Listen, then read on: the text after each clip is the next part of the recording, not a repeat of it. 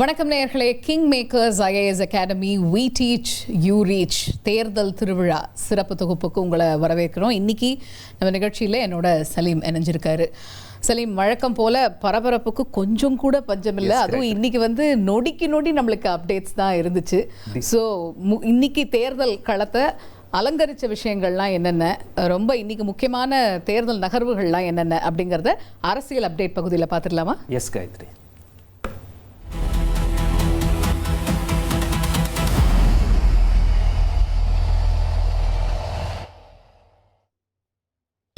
சலீம் சொல்லுங்க. 28 31 இன்னும் இழுபறியில தான் இருக்குன்னு சொல்றாங்க. அதாவது டிஎம்கே ஸ்டார்ட் பண்ணி படிப்படியாக கொஞ்சமாக மேலே வராங்க. காங்கிரஸ் 41 ஸ்டார்ட் பண்ணி படிப்படியாக கீழே வராங்க. ஸோ நீங்கள் சொன்ன நம்பர்ஸ் கிட்ட நிற்குதுன்னு சொல்கிறாங்க. 25 சீட்டு தர்றதாகவும் ஒரு ராஜ்யசபா சீட்டு தர்றதாகவும் டிஎம்கே சொன்னதாகவும், காங்கிரஸ் இல்லை 41 சீட்டு கொடுங்க, 2 ராஜ்யசபா சீட்டு கொடுங்கன்னு கேட்டதாகவும் அரசியல் வட்டாரங்கள்ல பேசிக்கிறாங்க. இன்னைக்கு பெரிய பரபரப்பு என்ன அப்படின்னு சொன்னா, திரு கிரீஷ் ஜோடங்கர் இல்லை இன்னைக்கு. அதுக்கு பதிலாக பார்க்குறோன்னா காங்கிரஸ் மூத்த தலைவர் முன்னாள் நிதியமைச்சர் டாக்டர் ப சிதம்பரம் அவர்கள் இன்னைக்கு அந்த பேச்சுவார்த்தையில் இருந்தார். ரொம்ப முக்கியமான ஒரு நகர்வாகவே இந்த ப சிதம்பரம் அவர்கள் போனதே ஒரு முக்கியமான ஒரு நகர்வாக பார்க்கப்பட்டது. நிறைய பேர் இதை ஒரு பாசிட்டிவ் சைனாகவும் சொல்லியிருந்தாங்க. திமுக காங்கிரஸ் கூட்டணி இறுதி செய்யப்படுறதுக்கு இது ஒரு பாசிட்டிவ் சைனாக எடுத்துக்கலாம். இருந்தாலும் இதுவே நம்ம இறுதியாக எடுத்துக்க முடியாது அன்லஸ் அண்ட் அன்டில் அந்த 2 கட்சிகளும் அதிகாரப்பூர்வமாக சொல்லணும் அப்படிங்கிற ஒரு விஷயத்த ஒரு பார்வையாக வச்சுருந்தாங்க எல்லாருமே. ஸோ இன்னைக்கு திரு ப சிதம்பரம் பேசியிருக்கிறாரு. எல்லாமே நல்லபடியாக போயிருக்குன்னு காங்கிரஸ் தரப்பில் திரு செல்வ பெருந்தகை அவர்கள் சொல்லியிருக்கிறாங்க.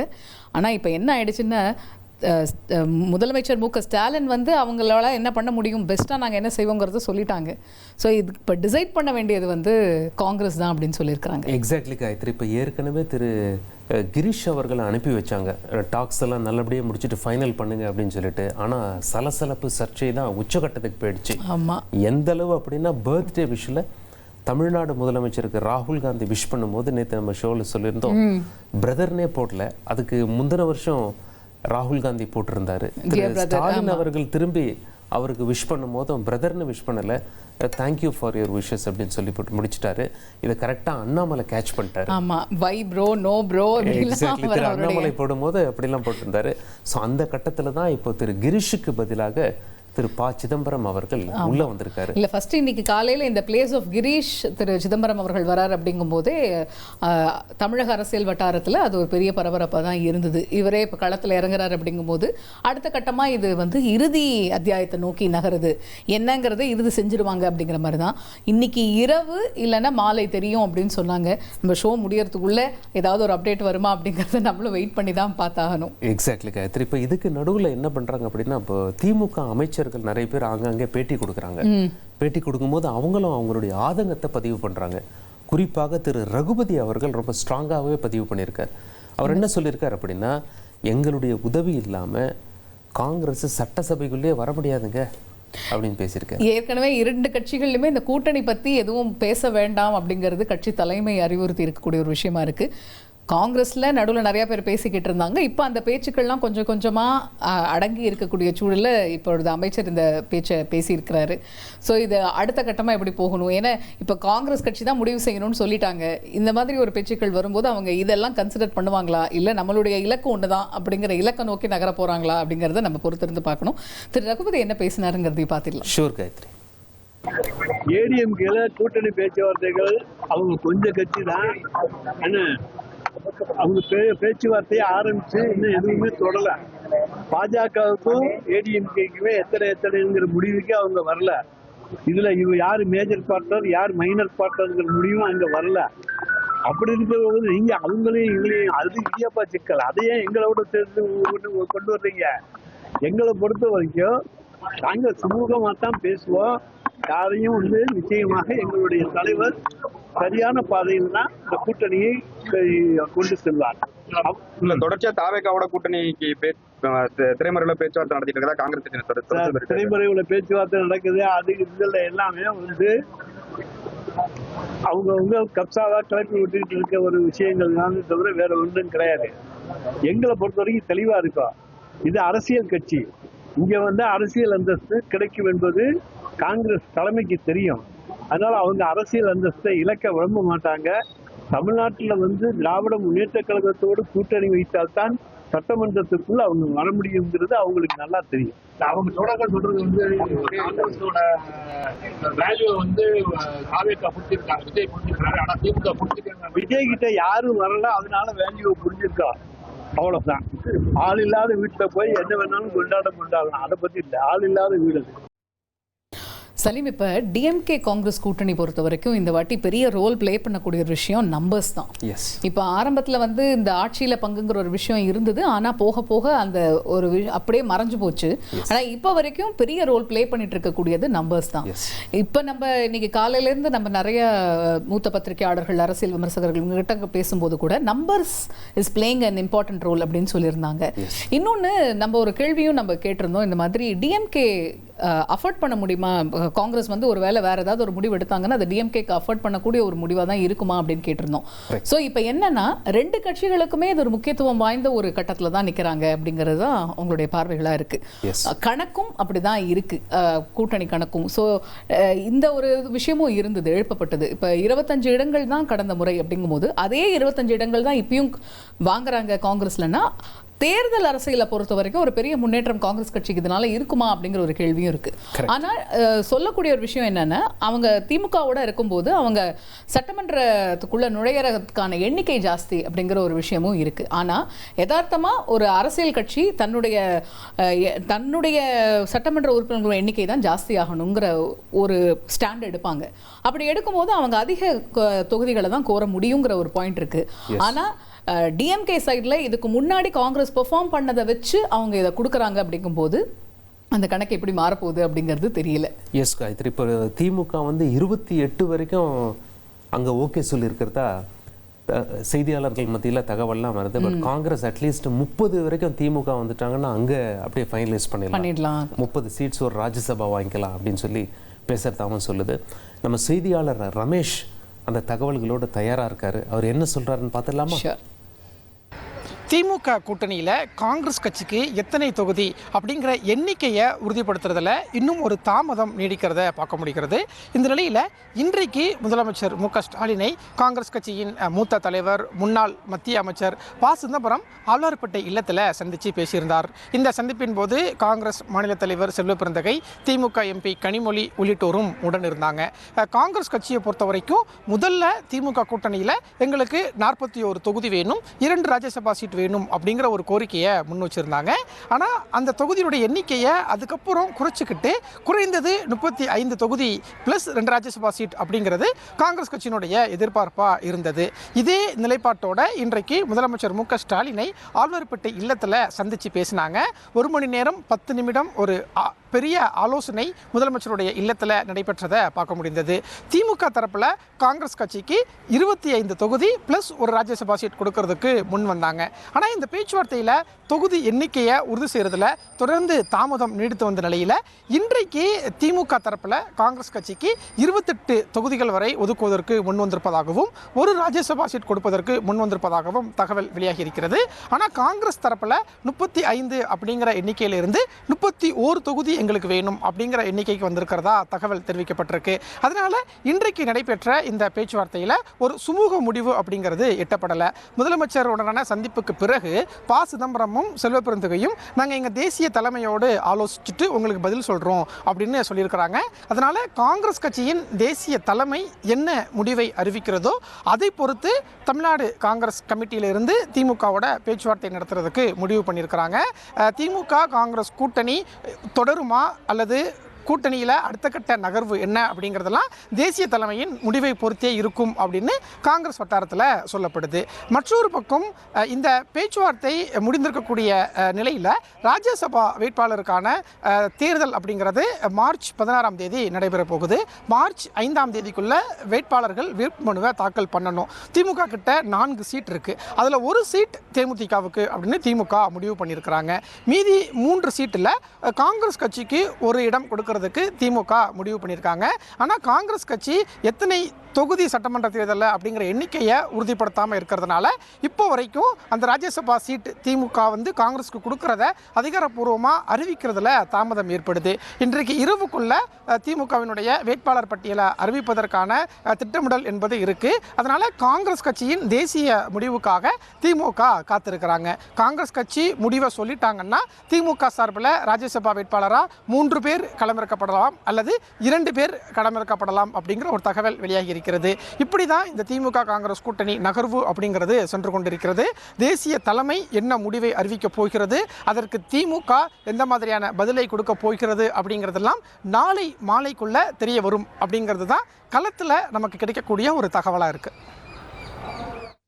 சலீம், ஸோ இன்றைய பரபரப்பு நாளைக்கு வரைக்கும் கூட நீடிக்கும் அப்படிங்கிறது ரமேஷ் நமக்கு கொடுக்கக்கூடிய தகவல் மூலமாக தெரியுது. இப்போ நம்ம ஏற்கனவே நிறைய வாட்டி இந்த நிகழ்ச்சியில் நம்ம பேசியிருந்தோம். இந்த முறை வந்து சட்டமன்ற தேர்தல் தேதிக்கு முன்னாடியே மாநிலங்களவை தேர்தலுக்கான தேதி அறிவித்ததுனால மாநிலங்களவை தேர்தல் வந்து முக்கியமான ஒரு ரோல் பிளே பண்ணுது சட்டமன்ற கூட்டணி அரசியல் அப்படின்னு. இப்போ வரங்க இன்று இரவுக்குள்ளாக திமுகவுடைய அந்த மாநிலங்களவை வேட்பாளர் பட்டியல் வெளியிடப்படும் அப்படின்னு சொல்லியிருந்தாங்க. இப்போ நாளை மறுநாளோட உங்களுக்கு வந்து அந்த நாமினேஷன்ஸ் எல்லாம் முடியுது, டேட் முடியுது. ஸோ இவங்க என்ன பண்ண போறாங்கங்கிறது எழுது. இப்போ காங்கிரஸ் என்ன முடிவு பண்ணுதோ அதை வச்சு 3 பேரா இல்லை 2 பேர் பட்டியலா அப்படிங்கிறது தெரிய வரும் அப்படின்னு சொல்லி. எக்ஸாக்ட்லி, மொத்தம் 6 சீட்ஸ் வந்து காலி ஆகுது காயத்ரி. நம்ம தமிழ்நாட்டுக்கு மொத்தம் 18 அலாட்மெண்ட்ல 2 வருஷத்துக்கு ஒரு முறை 6 காலி ஆகுது. இந்த 6ல் திமுக 4 ஸ்கோப் இருக்கு, அதிமுகவுக்கு 2 ஸ்கோப் இருக்கு. 2 பேருக்குமே பிரச்சனை இருக்குது. அதிமுக பக்கம் உள்ள கூட்டணிகளும் அவங்களும் எங்கள் கூட்டணிக்கு வந்து இந்த மாதிரி சீட்ஸ் கொடுங்க அப்படின்னு சொல்லி கேட்குறதா, ஒரு பக்கம் அன்புமணி டிமாண்ட் பண்ணுறதாவும் இன்னொரு பக்கம் ஜி.கே. வாசன் டிமாண்ட் பண்ணுறதாவும் பத்திரிகையாளர்கள் வட்டாரங்களில் ஒரு தகவல் இருக்குது. ஸோ அங்கேயும் ஒரு இழுபறி நீடிக்குது. அவங்களும் வேட்புமனு தாக்கல் பண்ணலை. திமுகவை பொறுத்தவரை ஏற்கனவே மக்கள் நீதி மையத்துக்கு கொடுத்துட்டாங்க. திரு கமல்ஹாசன் அவர்கள் ராஜ்யசபா எம்பியாக இருக்கிறார். புதிதாக உள்ள வந்து தேமுதிக கேட்குறாங்க, காங்கிரஸ் 2 கொடுங்கன்னு கேட்குறாங்க. மொத்தமே 4 தான் இருக்குது. திமுகவில் ஸ்டார் ஸ்பீக்கர்ஸ் அப்படின்னு சொல்லி பார்லிமெண்ட்டில் பார்க்கும்போது திருச்சி சிவா இருக்கார். அவருக்கு கண்டிப்பாக திமுக கொடுத்து அவரை டெல்லியில் தக்க வச்சுப்பாங்க அப்படின்னு சொல்லி சொல்லப்படுது. அதே போல் அதிமுகவில் திரு தம்பிதுரை, அவரும் ரொம்ப சீனியர் பார்லிமெண்டேரியன் இருக்கார், அவருக்கும் கொடுத்துருவாங்கன்னு சொல்லப்படுது. ஸோ அதிமுக மீதமுள்ள ஒரு சீட்டை எந்த கூட்டணிக்கு கொடுக்க போகிறாங்க? திமுகவும் சரி அதிமுகவும் சரி இப்போ அவங்களுடைய கட்சியில் அவங்களுடைய ஸ்டார் ஸ்பீக்கர்ஸ்க்கு அவங்க கொடுத்து தான் ஆகணும் இல்லையா? இப்போ ஏடிஎம்கேல இப்போதைக்கு 2 எம்பிக்களுக்கான இது கொடுக்கலாம் அப்படின்னா, ஒன்று வந்து கூட்டணி கட்சியில் யார் கோரிக்கை கொடுக்குறாங்களோ அவங்களுக்கும், இன்னொன்று இப்போ நீங்கள் சொன்ன மாதிரி திரு தம்பிதுரை அவர்களுக்கான அந்த வாய்ப்புங்கிறது ரொம்ப ஜாஸ்தியாக இருக்குது. அதே மாதிரி தான் டிஎம்கேலையும் பண்ணுறதுக்கான வாய்ப்பு. திரு திருச்சி சிவா அவர்களுக்கு அவங்க மறுபடியும் கொடுத்துருவாங்கன்னு சொல்கிறாங்க. மீதமுள்ள 3 சீட் தான் வச்சுருக்காங்க. ஸோ இதில் எப்படி அவங்க காங்கிரஸையும் அக்கமடேட் பண்ண போகிறாங்க, தங்களுடைய கட்சியை சேர்ந்தவர் எப்படி ராஜ்யசபாவுக்கு அனுப்ப போகிறாங்க? நிறைய பேருக்கு சட்டமன்றத்தில் போட்டி போடுற வாய்ப்பு கிடைக்காது, அவங்கள எப்படி ராஜ்யசபாவுக்கு அனுப்ப போகிறாங்கன்னு சொல்லி பார்க்க வேண்டியிருக்கும். இது நம்ம பேசும்போது இன்னொரு இன்ட்ரெஸ்டிங்கான ஈவெண்ட் அப்படின்னு சொல்லி பார்த்தா, பாஜகவுடைய தேசிய தலைவர் திரு நிபின் அவர்கள், அவர் ஏற்கனவே எம்எல்ஏவாக இருக்கிறார் பீகாரில். அவருக்கு ராஜ்யசபா சீட்டு இந்த மாதிரி கொடுக்குறாங்க. ஸோ அவர் பார்லிமெண்ட்டுக்கு வர்றாரு, பாஜக தேசிய தலைவர் பார்லிமெண்ட்டுக்கு வராரு அப்படின்னு சொல்லி சொல்கிறாங்க. ஸோ அவங்க பாஜக வந்து பல ஸ்டேட்ஸில் ஃபைனலைஸ் பண்ணிட்டாங்க. தமிழ்நாட்டில் திமுக அதிமுக மத்தியில் ஒரு இழுபறி நீடிக்குது. ஆமாம், அது இந்த வாட்டி திமுகக்கும் சரி அதிமுகக்கும் சரி இது ஒரு பெரிய சவாலாக தான் இருக்குது. ஏன்னா இதை மையப்படுத்தி கூட்டணி அரசியல் நகர்றதுனால இது ஃபைனலைஸ் ஆனாதான் அது ஃபைனலைஸ் ஆகும் அப்படிங்கிற ஒரு விஷயமும் இருக்குது.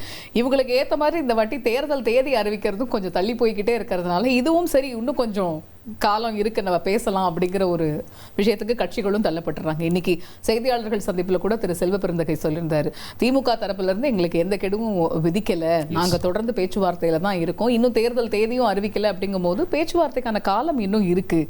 ஸோ அதுவும் இவங்களுக்கு ஒரு சாதகமாக இருக்குது. ஆனால் ஃபைனலைஸ் பண்ண முடியல, ஏன்னா மாநிலங்களவை தேர்தல் ஒரு முட்டுக்கட்டையாக இருக்குங்கிறதையும் பார்க்க முடியுது. ஸோ இது எப்படி ஈக்குவேஷனை சரி செய்ய போகிறாங்க 2 பெரிய கட்சிகள்ங்கிறத நம்ம பொறுத்திருந்து பார்க்கணும். ஸோ அடுத்து ஒரு முக்கியமான இப்போ டிஎம்கே பற்றி நம்ம பார்த்துட்டோம், அப்படியே ஆப்போசிட் கேம்ப்க்கு வரணும். இபிஎஸ் இப்போ தான் டெல்லியிலேருந்து வந்திருக்காரு. நேற்று ஃபுல்லாக டெல்லியில் தான் கேம்ப் பண்ணார். அமித்ஷா அவர்களை பார்த்துருக்காரு. ஊடகத்தில் செய்தி வந்தது 2 மணி நேரம் சந்திச்சு பேசியிருக்காரு அப்படின்னு சொல்லி. பட் ஏர்போர்ட்டில் எல்லாம் கேட்க முயற்சி பண்ணாங்க, சீட் ஷேரிங் ஃபைனலைஸ் பண்ணிட்டீங்களா, எத்தனை சீட்ஸ் அப்படின்னு சொல்லி. பட் அதற்கு இன்னும் செய்தியாளர்களுக்கு பதில் கிடைக்கல. பிஜேபி அதிமுக 170 போட்டி போடுறோம் அப்படின்னு சொல்லி ரொம்ப தெளிவாக இருக்காங்க. ஸோ மீதமுள்ள சீட்ஸை ஒரு 35 பிஜேபி கேட்குறதா சொன்னாங்க. அதிமுகவை பொறுத்த வரைக்கும் அந்த 35லேயே நீங்கள் டிடிவிக்கும் கொடுத்துருங்க. பட் பிஜேபி என்ன சொல்கிறாங்க, இல்லை 35 எங்களுக்கு கொடுத்துட்டு அடிஷ்னலாக அவங்களுக்கெல்லாம் கொடுக்கணும், கூடுதலாக கொடுக்கணும். இந்த வாட்டி மறைவா இன்னொரு காம்படிஷன் கூட இருக்கலாம் சலீம். இந்த பக்கம் டிஎம்கே ரொம்ப டிமாண்ட் பண்ணுறாங்க. ஸோ 40ல இருந்தாங்க, அப்புறம் 35 ஆனாங்க. இப்போ அந்த 35லேயே இருக்கா, இல்லை 31க்கு 0 தான் தெரியாது. ஸோ அவங்க காங்கிரஸ் அப்படி கேட்குறாங்க போது இவங்க வந்து 20 சீட்ஸ்குள்ளே, ஏன்னா கடந்த முறை 20 தொகுதிகளில் போட்டி போட்டாங்க. 20க்குள்ளே இந்த வாட்டியும் போட்டி போடுவாங்களாங்கிறது தெரியாத ஒரு விஷயம். ஏன்னா மறைமுக ஒரு காம்படிஷனும் இருக்கும் இல்லையா? நீங்க சொல்றது கரெக்ட். அதிமுக வந்து திமுகவை பேலன்ஸ் பண்ண முயற்சி பண்ணும்போது 2 பேரும் 170 போட்டி போட முயற்சி பண்றாங்க. ஆப்வியஸா பாஜக வந்து காங்கிரஸை பேலன்ஸ் பண்ண முயற்சி, அங்க 30னா எங்களுக்கும் 30 அந்த ஒரு பேச்சும் இருக்கும். ஸோ இது ரொம்ப இதுவாக தான் இருக்கு. ஸோ நேத்தே வந்து இந்த 2 மணி நேர சந்திப்புலேயே ஒரு இறுதி முடிவு, ஒரு வடிவம் வந்திருக்கும் அப்படின்னு தான் நம்ம எதிர்பார்க்கணும். ஏன்னா தொடர்ந்து அடுத்தடுத்த விசிட்ஸ் வந்து பிரைம் மினிஸ்டர் வரப்போறாருங்கிற ஒரு பேச்சு கூட இருக்கு பொது வெளியில். அப்படின்னு பார்க்கும்போது நம்ம அதுக்குள்ளே இப்போ இதெல்லாத்தையும் இறுதி பண்ணிட்டாங்க அப்படின்னா இன்னொரு பொதுக்கூட்டம், பிரச்சாரத்தை இன்னும் தீவிரமா என்டிஏ அலையன்ஸ்ல அவங்க அணுகுவாங்க அப்படிங்கிறது தான் எதிர்பார்க்கக்கூடிய ஒரு விஷயமா இருக்கு. பார்க்கலாம் அந்த கேம்ப்லையும் எப்படி இருக்க போகுது. ஸோ அடுத்து திரு அன்புமணி ராமதாஸ்க்கு எவ்வளோ, அதே போல மற்ற கட்சிகளுக்கெல்லாம் அதே எண்ணிக்கையில் கொடுக்க போறாங்களா, போன வாட்டி கொடுத்த எண்ணிக்கையில் இது மாறுமா அப்படிங்கிற. இப்போ தேமுதிக இவங்க கூட்டணியில இல்லாம திமுக கூட்டணியில இருக்கிறதுனால அந்த இடம் காலியா தானே இருக்கு, அது எங்களுக்கு கொடுங்க அப்படின்னு சொல்லி கூட்டணி கட்சி பாஜக உள்ளிட்ட கட்சிகள் டிமாண்ட் பண்ணுங்க அப்படின்னு சொல்லிட்டு இருக்காங்க. ஓகே, பார்க்கலாம் என்ன முடிவு அதிமுக தரப்புல இருந்து எடுக்க போறாங்க அப்படின்னு. அடுத்து நம்ம பார்க்குறோம் திருவெரும்பூர் சட்டமன்ற தொகுதி. திருவெரும்பூர் சட்டமன்ற தொகுதி வந்து கடந்த 2 முறை பார்க்குறோன்னா திரு அன்பில் மகேஷ் நம்ம பள்ளிக்கல்வித்துறை அமைச்சருடைய தொகுதியாக இருக்கு. ஸோ அந்த தொகுதியோட நிலவரம் எப்படி இருக்கு சார்? இந்த முறை மறுபடியும் அவர் நாமினேஷன் போட்டிருக்காரு. நாமினேஷன் போட்டதுனால ஸோ அவருக்கு தான் திமுக ஆப்வியஸாக கொடுத்துருவாங்க. கடந்த 2 முறையும் அவர் அந்த தொகுதியை தக்க வச்சுட்டு இருக்காரு. இப்போ நம்ம கார்ட்ஸ் நம்ம ரெடி பண்ணியிருக்கோம் இல்லைங்க காயத்ரி, அந்த கார்ட்ஸ் பார்த்தோம்னா பிக்சர்ஸ் ரொம்ப கிளியராக இருக்கும். யார் யார் எப்போ அந்த எலெக்ஷனில், அதாவது திருவெரும்பூரை தக்க வச்சுருக்காங்க அப்படின்னு சொல்லி அங்கே பாருங்களேன். நாம் அந்த கார்ட்ஸ் பார்க்கும்போது ரொம்ப தெளிவாக தெரியுது. லாஸ்ட் 2 எலெக்ஷனில் அன்பில் மகேஷ் அவர் வெற்றி பெற்றிருக்காரு. 2011 தேமுதிக அப்போ அதிமுக கூட்டணியில் இருந்தாங்க. ஸோ அந்த பவர் பேலன்ஸில் அவங்க அங்கே வெற்றி பெற்றிருக்காங்க. பட் அதை தவிர்த்து விட்டு பார்த்தா கிட்டத்தட்ட திமுகவுடைய கோட்டையாகவே திருவெரும்பூர் இருக்குங்கிறது நமக்கு தெரியுது. ரிசல்ட்ஸ் மூலமாகவே நமக்கு தெரியும். என்ன பெர்சன்டேஜில் அன்பில் மகேஷ் அவர்கள் ஜெயிச்சிருக்காங்கன்னு சொல்லி அடுத்த காட்சியில் பாருங்களேன். ஆமாம், 53.48% வாக்குகள் பெற்றிருக்கிறாரு.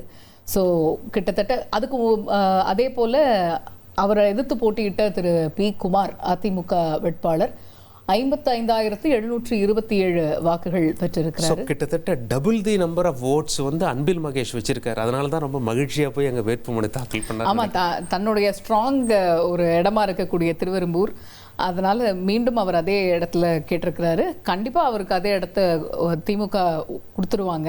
ஸோ இப்போ மீண்டும் களம் எப்படி இருக்க போகுது, அதிமுக தரப்பில் யார் போட்டி போட போகிறாங்க அப்படிங்கிறதையும் நம்ம பார்க்க வேண்டியதாக இருக்குது. எக்ஸாக்ட்லி. சட்டமன்றத்தில் கடைசி நாளன்று துரைமுருகன் அவர்களுடைய சீட்டு காலியாக இருந்தது.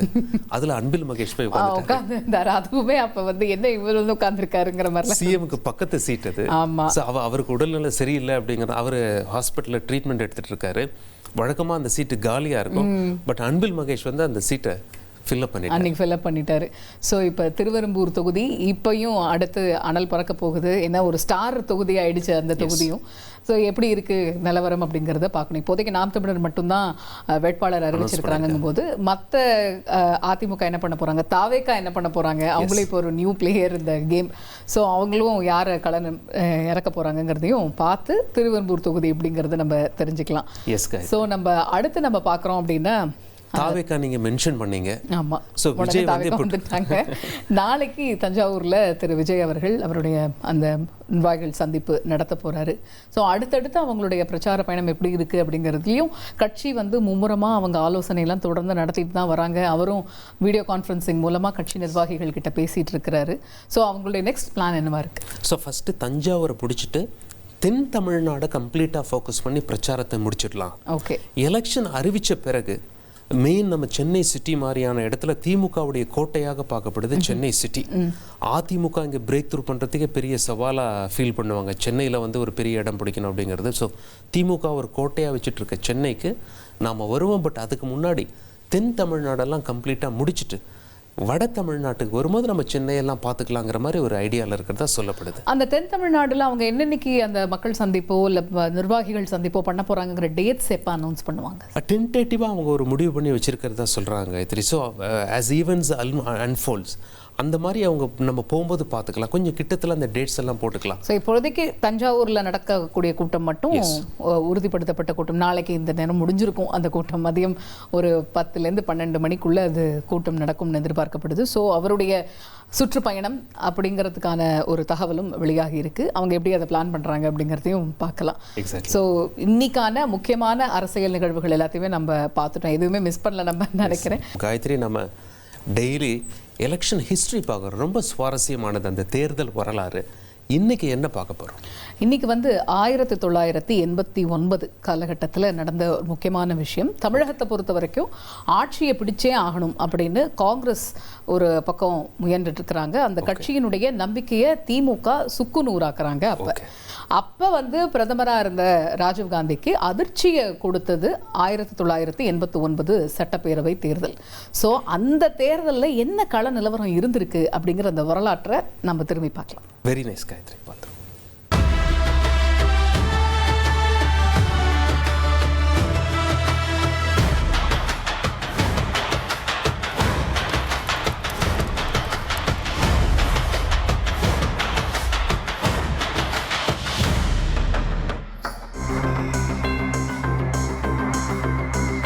ஆயிரத்து 1989 சட்டப்பேரவை தேர்தல். தமிழ்நாடு 4 முனை போட்டியை கண்டது. திமுக தனியாக வலுவான கூட்டணியை அமைச்சிருந்துச்சு. எம்ஜிஆர் மறைவை அடுத்து அதிமுக ஜெயலலிதா அணி, ஜானகி அணி என இரண்டாக பிரிந்திருந்தது. அதிமுகவின் இரட்டை இலை சின்னம் முடங்கியிருக்க ஜெயலலிதா ஜானகி அணிகளை இணைக்க காங்கிரஸ் முயற்சி செஞ்சுச்சு. அது கைகூடாத நிலையில மாநிலத்தில் 1967 இழந்த ஆட்சியையும் செல்வாக்கையும் மீட்டெடுக்கும் பிளானில் வேகம் காட்டினாரு அப்போது பிரதமராக இருந்த ராஜீவ்காந்தி. தென்னிந்தியாவில் தமிழகத்தில் காங்கிரஸ் இருப்பை வலுவாக்கவும் திட்டமிட்டார். அதிமுக உடைந்து கிடக்க தன்னை முன்னிலைப்படுத்த காங்கிரஸ் முயற்சி செய்தது. இதற்கு காங்கிரசுக்கு பிளான் போட்டு கொடுத்தது அன்றைய காங்கிரஸ் தலைவர் G.K. மூப்பனார் என சொல்லப்பட்டது. காமராஜர் ஆட்சி என்ற பிரச்சார கோஷத்தோடு தனித்து காங்கிரஸ் போட்டியிட்டது. திமுக, அதிமுக ஜெயலலிதா அணி, அதிமுக ஜானகி அணி, காங்கிரஸ் என 4 முனை போட்டிக்கு மத்தியில அப்போதைய பிரதமர் ராஜீவ்காந்தி புயல் தமிழகத்தை முற்றுகையிட்டுச்சு. பல்வேறு இடங்களில் ராஜீவ்காந்தி ஹெலிகாப்டரில் இருந்து இறங்கவும் ராஜீவ் கோஷம் விண்ணை பிளந்துச்சு. ராஜீவ்காந்தியோட பேச்சுகள் புரிந்ததோ புரியலையோ, ஆனா அவரது கூட்டத்திற்கு மக்கள் அலை கடலென திரண்டாங்க. தேர்தல் அறிவிக்கப்பட்டதும் ராஜீவ்காந்தி 10 நாட்கள் முற்றுகை பிரச்சாரம் செஞ்சாரு. ரோட் ஷோ, பிரச்சார பொதுக்கூட்டங்கள்னு 5000 கிலோமீட்டர் தொலைவுக்கு சுற்றுவென ராஜீவ்காந்தி தமிழகத்தை சுற்றினாரு. கிராமங்கள், நகரங்கள் என சாலையாக ஒரு நாளைக்கு 14 மணி நேரங்கள் வரையில பிரச்சாரம் செஞ்சாரு. கார்கள் மற்றும் பாதுகாப்பு வாகனங்கள் பெரும் பரிவாரங்களுடன் நாள் ஒன்றுக்கு அதிகபட்சமாக 18 கூட்டங்கள் வரையிலும் ராஜீவ்காந்தி பேசினார். ஹெலிகாப்டர்களில் ராஜீவ்காந்தி அங்கும் இங்குமாக தொடர்ந்து பயணித்தது மக்கள் மத்தியில பெரும் கவனம் பெற்றிருந்துச்சு. அப்போது மத்திய அமைச்சர்களாக இருந்த பூட்டா சிங், ஷீலா தீக்ஷித், மார்க்ரெட் ஆல்வா உள்ளிட்ட ராஜீவ்காந்தி அமைச்சரவை சகாக்கள், காங்கிரஸ் ஆளும் மாநிலங்களிலிருந்து முதலமைச்சர்கள், எம்பிக்கள் என தமிழக சட்டப்பேரவை தேர்தல் களத்தில் மொத்த பிரச்சார பலத்தையும் காங்கிரஸ் இறக்குச்சு. மறுபுறம் இதையெல்லாம் சமாளிக்க வேண்டிய நெருக்கடிக்கு தள்ளப்பட்டிருந்தாரு கருணாநிதி. தேசிய அளவில் பலமான கட்சியாக இருந்த காங்கிரஸ் ராஜீவ்காந்தியை எதிர்க்க வேண்டியிருந்துச்சு. 60% இளம் வேட்பாளர்களை களமிறக்கிய கருணாநிதி அடித்தட்டு மக்களோட ஆதரவை திரட்டினார். ராஜீவ்காந்தி சென்ற இடமெல்லாம் பதிலடி பிரச்சாரங்களையும் கருணாநிதி செய்தார். அவருக்கு துணையாக இப்போதைய முதலமைச்சர் மு.க. ஸ்டாலினும் 6000 கிலோமீட்டருக்கு சுற்றுப்பயணம் செய்து திமுகவுக்கு ஆதரவு திரட்டினார். தமிழ்நாடு சென்னையிலிருந்து ஆட்சி செய்யப்பட வேண்டுமா, டெல்லியிலிருந்து ஆட்சி செய்யப்பட வேண்டுமா என கேள்வி எழுப்பிய கருணாநிதி திராவிட அரசியலை வலுவாக முன்னெடுத்தார். காங்கிரஸ் முதலமைச்சர் வந்தால் அரிசிக்கும் தண்ணிக்கும் டெல்லிக்கு ஓடுவாரா என திமுக தரப்புல பிரச்சாரம் தீவிரமாக்கப்பட்டுச்சு. களம் கருணாநிதி வர்சஸ் ராஜீவ்காந்தி என்ற தோற்றத்தில் நகர இறுதியில திமுக கூட்டணி 170 இடங்களை வென்று ஆட்சி பிடிச்சிச்சு. அதிமுக ஜெயலலிதா அணி தலைமையிலான கூட்டணி 32 இடங்களை வசமாக்குச்சு. காங்கிரஸ் 26 இடங்களை பிடிக்க அதிமுக ஜானகி அணி 2 இடங்களை மட்டும் வெற்றி பெற்றிருந்துச்சு. தமிழகத்துல ஆட்சி அமைக்க வேண்டும் என முற்றுகையிட்ட ராஜீவ்காந்தி புயல் பிசுபிசுத்து போச்சு. 1989 சட்டப்பேரவை தேர்தல்ல தோல்வியே மிஞ்சியது. ஆனால் காங்கிரஸ் வாங்கிய வாக்கு சதவீதம் வியக்க வைத்தது. காங்கிரஸ் 19.83% வாக்குகளை வசமாக்கி இருந்துச்சு. காங்கிரஸ் நம்பிக்கையை திமுக சுக்கு நூறாக்கிய இந்த தேர்தலை தொடர்ந்து தமிழகத்துல காங்கிரஸ் திராவிட கட்சிகள் கூட்டணியிலேயே சட்டப்பேரவை தேர்தலை சந்திச்சிட்டு வருது. ரொம்ப சுவாரஸ்யமான இருந்தது. நிறைய இன்ட்ரெஸ்டிங்கான பாயிண்ட்ஸ் இருந்தது. 1989 தேர்தலில் பார்த்தீங்கன்னா டிஎம்கே காங்கிரஸே எதிரெதிர் அணியில் இருந்திருக்கிறாங்க. காங்கிரஸ் வந்து 19.83% அவங்களுடைய ஓட் பேங்க் இருந்திருக்கு. இப்போ இந்த வாட்டி கூடுதல் இடங்கள் கேட்குறாங்கும் போது அவங்க ஓட் பேங்க் ஒரு பெரிய ஒரு விஷயமா பேசும்போது 1989 பாருங்க 19.83% காங்கிரஸ் கிட்ட வாக்கு வங்கி இருந்திருக்கு. இன்னொன்று, அந்த எலெக்ஷன் தான் வந்து நிறைய முக்கியமான விஷயமா இருந்திருக்கு. காங்கிரஸுடைய நம்பிக்கை, தமிழகத்தில் காங்கிரஸ் அப்படிங்கிற ஒரு நம்பிக்கைக்கு வந்து சுக்குநூறாக்கிய ஒரு தேர்தல் அப்படின்னு கூட அதை நம்ம பார்க்க முடியும். இன்னொரு பக்கம் 2 இதுவாக ஃபேக்ஷனாக பிரிஞ்சிருந்த அதிமுக இல்லை இவங்க கீழே தான் இருக்கணும் அப்படிங்கிறதுக்கு ஒரு முடிவு கட்டின ஒரு தேர்தலாகவுமே அந்த தேர்தல் இருந்திருக்கு. நிறைய விதத்தில் ரொம்ப இம்பார்ட்டண்ட்டான இன்ட்ரெஸ்டிங்கான தேர்தலாக கூட இருந்திருக்குது. 1967 விட்ட ஆட்சியை வந்து 89 பிடிக்கலாம் அப்படின்னு சொல்லி ரொம்ப தீவிரமாக அங்கே களத்தில் இறங்கியிருந்தாங்க காங்கிரஸ். போஸ்ட் எம்ஜிஆர் காலகட்டம், எம்ஜிஆர் இல்லாத காலகட்டம். பட் மக்களுடைய ஆதரவு திரு கருணாநிதி அவர்களுக்கு தான் இருந்திருக்கு. ஓகே, ஸோ இப்போ அடுத்து நம்ம பார்க்க போகிறது mike check 1 2 3. Hello mike check 1 2 3.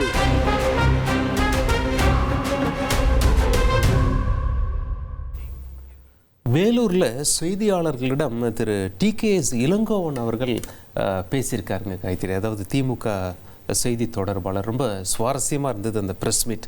அவர் என்ன பேசியிருக்காருன்னு பார்த்துடலாமா? அதுதான் காங்கிரஸ் கட்சியுடைய பிரச்சனை.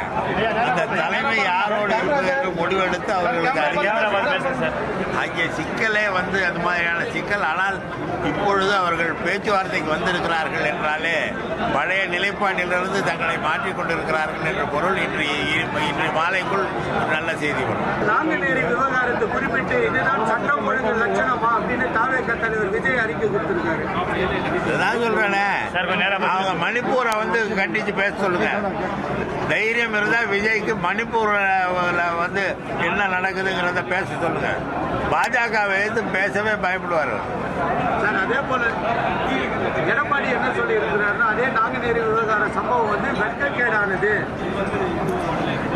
ஏதாவது ஒரு சட்டம் தன் கடமையை செய்கிறது. எந்த குற்றவாளியும் தப்பிக்கவில்லை.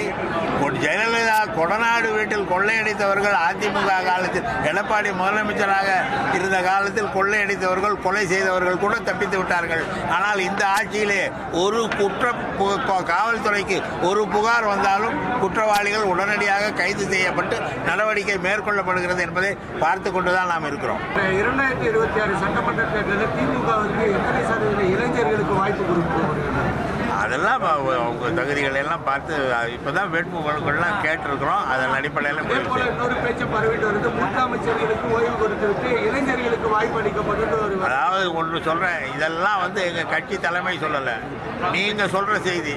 அதுக்கு கேள்வி, நீங்களே ஒரு செய்தியை சொல்லிட்டு என்கிட்ட கேள்வி கேட்டால் பதில் கிடையாது. நிறைய விஷயங்கள் செய்தியாளர்களுக்கு ஒரு பதிலாக கொடுத்துருக்கிறாரு. காங்கிரஸ் கட்சியோட பிரச்சனை என்ன அப்படிங்கிறதையும் அவர் சொல்லியிருக்கிறாரு. ஸோ மைக் செக்கில் நம்ம சுவாரஸ்யமான நிறைய தகவல்களை பார்த்தோம்.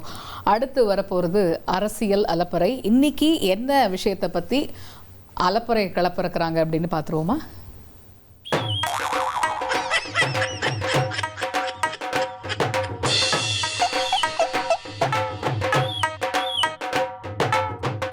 வணக்கம் மக்களே. அரசியல் அலப்பறை பகுதியில் இன்னைக்கு அலப்பறை கிளப்ப யாரை கூப்பிட்டு வந்திருக்கோம் அப்படின்னு பார்த்தீங்கன்னா, அதிமுக முன்னாள் அமைச்சர் ஜெயக்குமார் அவர்கள். ஆமாம், என்ன பேசியிருக்காருன்னா, உழைக்கிறவனோட அந்த உழைப்புன்றது அவன் செருப்பை பார்த்து கண்டுபிடிச்சிடலாம். ஏன்னு கேட்டிங்கன்னா, உழைக்கிறவன் செருப்பெல்லாம் தேஞ்சு போயிருக்கும், உழைக்காதவன் செருப்பு தான் நல்லா பல இருக்கும். என் செருப்பு கூட அப்படி தான் இருக்குது. அதுக்காக அப்படிலாம் தப்பாக நினச்சிடாதீங்க. ஆனால் அவர் சொல்லியிருக்கார், உழைக்கிறவன் செருப்பு தேஞ்சிருக்கும். உதாரணத்துக்கு ஏன் செருப்பை கூட பாருங்க அப்படின்னு அவர் செருப்பையே காமிச்சிருக்காரு தன்னை ஒரு உதாரணமாக்கி.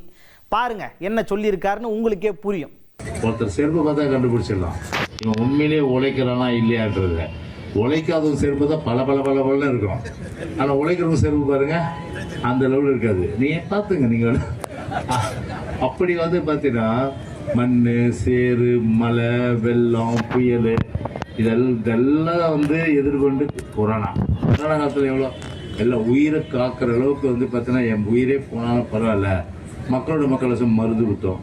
அம்மா உணவத்தில் ஃப்ரீயாக வந்து வாழைப்பழம், முட்டை எல்லாத்தையும் தான் செஞ்சு கொடுத்தாங்க. அதுக்கப்புறம் வந்து இது வெள்ளம் வந்தப்போ எல்லாருக்கும் பணம். அதுக்கப்புறம் வந்து அரிசி மூட்டையெல்லாம் 52,000 குடும்பத்துக்கு ஒரு குண்டூசி கொடுத்தா கூட சரி, வீட்டுக்கு வீடு திமுக காரங்க கூட வாங்கினாங்க எல்லாமே. மக்களே, எம்எல்ஏ ஆகணும், எம்எல்ஏவுக்கு ஒரு குவாலிஃபிகேஷன் இருக்குன்னா அது என்னென்ன அப்படின்னு உங்களுக்கு யாருக்காச்சும் தெரியுமா? தெரியாது. ஆனால் இவருக்கு தெரியும். என்னென்னா ஆற்றல், அறிவு, திறமை, இது 3 இருக்கணுமா. ஆனால் இப்போ இருக்கிற எம்எல்ஏ அப்படியா இருக்காங்க? கிடையவே கிடையாது. ஆற்றலும் இல்லை, திறமையும் இல்லை, அறிவும் இல்லை, எல்லாம் மண்ணாங்கட்டியாக இருக்காங்க. இது 3 இருக்கிற ஒரு ஆகச்சிறந்த ஆள் யாருன்னா அது நான் தான். எனக்கு உங்களோட வாக்கை கொடுத்தீங்கன்னா இந்த தொகுதியை அப்படியே பளபளன்னு மாற்றிடுவேன் அப்படின்னு சொல்லியிருக்காரு ஜெயக்குமார் அவர்கள். ஒரு சட்டமன்ற உறுப்பினர்னா இப்போ 2005 உங்களுக்கு தெரியும் இருந்திருப்பீங்க. இதே லோட்டஸ் ராமசாமி தெரு அன்னைக்கு வெள்ளம் வந்தப்போ எல்லா கார்டுக்கும் 2000 ரூபாய் அம்மாட்டு சொல்லி வாங்கி கொடுத்தனா இல்லையா? எல்லா கார்டுக்கும் கொடுத்தேன். பச்சைக்காடு, வெள்ளைக்காடு, சிகப்பு கார்டு, காக்கி கார்டு. போலீஸ்காரங்க அவங்க கூட கேட்டாங்க, நாங்கள் எங்களுக்கும் இல்லையாங்கண்ணா, உங்களுக்கும் இருக்குங்க வாங்க சொல்லி அந்த கார்டுக்கும் 2000 ரூபாய் அரிசி எல்லாம் வாங்கி கொடுத்தோம். அதுதான் ஒரு எம்எல்ஏ வந்து ஒரு அரசாங்கத்துடைய திட்டத்தை கரெக்டாக வந்து தொகுதி மக்களுக்கு சேர்க்குற ஒரு ஆற்றல், திறமை, அறிவு. இவன் தான் எம்எல்ஏ இருக்கணும். ஆற்றலும் இல்லை, அறிவும் இல்லை, திறமையும் இல்லை. ஒரு மண்ணாங்கட்டி இருந்தால் என்ன பிரயோஜனம்? மண்ணாங்கட்டி எம்எல்ஏ இருந்தால் என்ன பிரயோஜனம்? ஒன்றும் கிடையாது. உங்களுக்கு தான் கஷ்டம். அதிமுக பவரில் இருந்த 2016 2021 அமைச்சர், அப்போ அமைச்சராக இருந்த ஜெயக்குமார் அவர்களை டெய்லி டிவியில் பார்த்துடலாம். பட் 5 வருஷம் ஆப்சென்ட் ஆகிட்டார். இப்போ மறுபடியும் எலெக்ஷன் நேரத்தில் ஃபுல் எனர்ஜியோடு வந்திருக்காரு. ஸோ நம்ம தேர்தல் திருவிழா நிகழ்ச்சியை நீங்கள் யூடியூப்பில் பார்க்கணும் அப்படின்னா நம்ம ஸ்க்ரீனில் ஒரு QR கோடு தெரியுது பாருங்கள். உங்களோட மொபைல் ஃபோனில் கேமரா ஓப்பன் பண்ணி அந்த ஸ்கேன் பண்ணிங்கன்னா டைரெக்டாக யூடியூப் லிங்க்குக்கு போய்டும். நம்ம தந்தி டிவியோட யூடியூப்பில் நம்ம தேர்தல் திருவிழா பிளேலிஸ்ட்டுக்கே போய்டும். உங்களுக்கு பிடிச்ச ப்ரோக்ராம்ஸை நீங்கள் பார்த்துடலாம். ஸோ தேர்தல் களம் நெருங்கிக்கிட்டே இருக்குது. உங்களுக்கு உடனுக்குடன் அப்டேட்ஸ் வேணும் அப்படின்னா நிச்சயமாக இந்த QR கோடை ஸ்கேன் பண்ணுங்கள். ஸோ அடுத்து சிறிய இடைவேளைக்கு அப்புறமா நம்ம பார்க்க போகிறது CMG செய்தி நிறுவனம் வழங்கக்கூடிய சீனாவில் இருந்து நடக்க பல்வேறு நிகழ்வுகள். இப்போ king makers IAS academy We Teach You Reach தேர்தல் திருவிழாவுடைய சிறப்பு தொகுப்பு நிறைவு பெறுது.